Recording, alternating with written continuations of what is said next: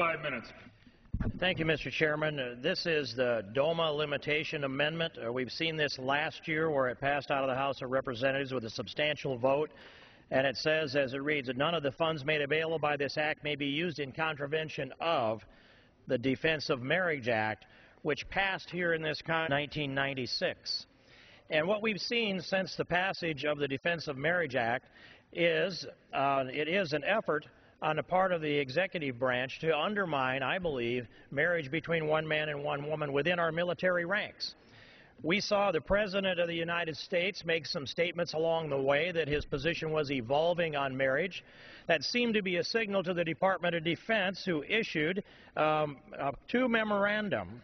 One of them on September 21st, the Secretary of Defense memorandum that identifies facilities, and it says that the facilities, our military facilities, should be made on the use of them should be made on a sexual orientation neutral basis.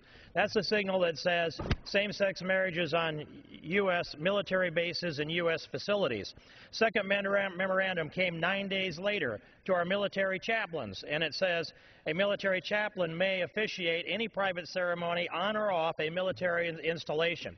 That's not just permission, that's an implied encouragement to conduct same-sex marriages on our military bases conducted by our chaplains, who are presumably all under the payroll of the United States government.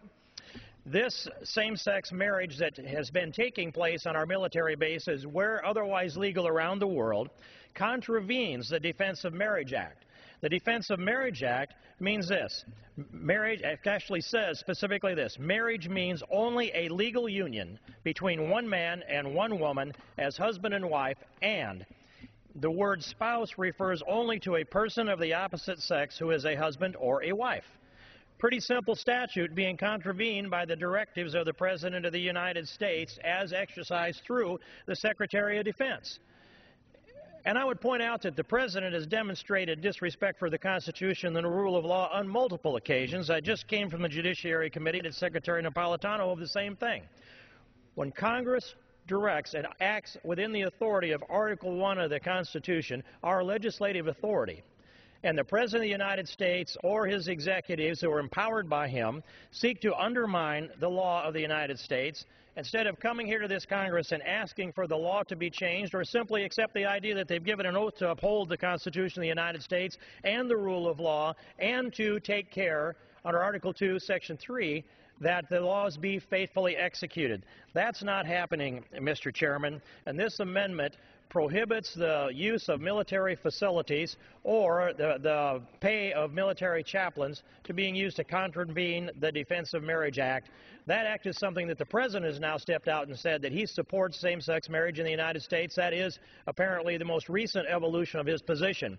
But an evolving position by the President of the United States cannot be allowed to contravene the will of the people of the United States as expressed through the statutes of the United States as signed by the previous President Bill Clinton in September of 1996.